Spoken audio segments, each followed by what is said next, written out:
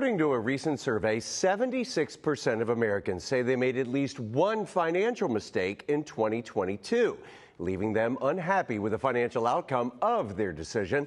Now, while coming to terms with potential financial missteps as well as inflation causing a steep rise in prices, this spring is an ideal time for us to take a fresh look at our financial house. Joining us today is finance expert Courtney Alev. All right, so we have a lot to cover here, Courtney.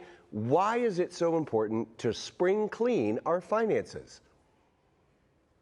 So financial mistakes are all too common. I know I've been guilty of plenty of them myself.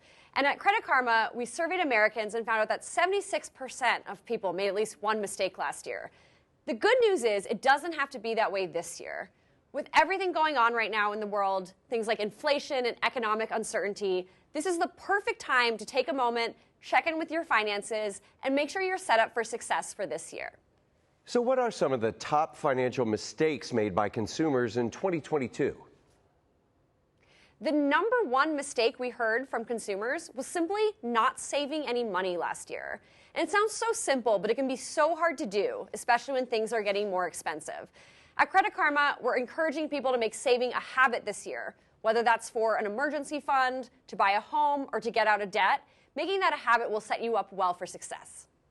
So how's inflation impacting Americans' finances this spring?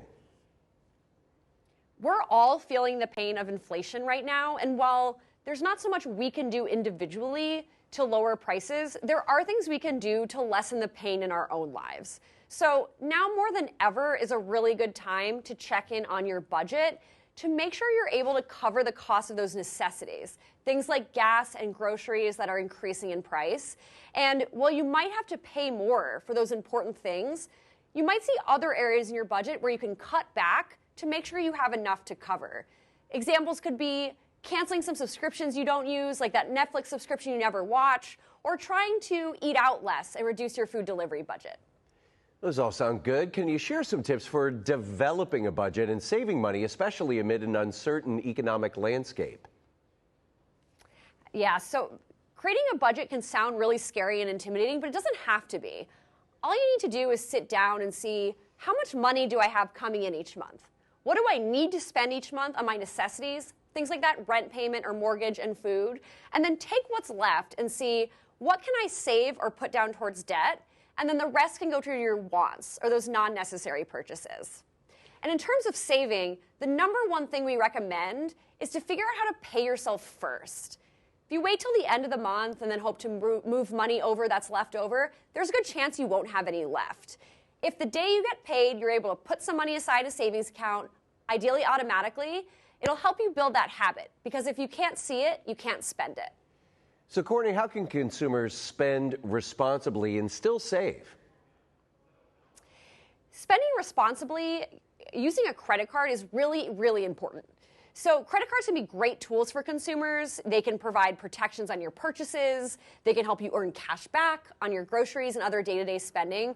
But it's really important that you only spend on a credit card what you're able to pay off in full at the end of the month.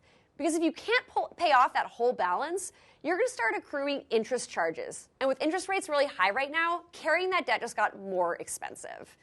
In terms of saving, coming back to that paying yourself first piece is so important. We just encourage you to make it a habit, whether it's $2 or $20 or $200 a month.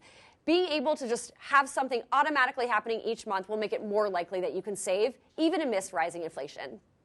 All right, a lot of great stuff here, Courtney. Where can we go for more information? We encourage you to download the Credit Karma app. Whether you're trying to buy a home, save money, or get out of debt, we have a lot of tools and resources that can help. All right, Courtney, we appreciate it. Thanks for sharing this with us today. Thank you.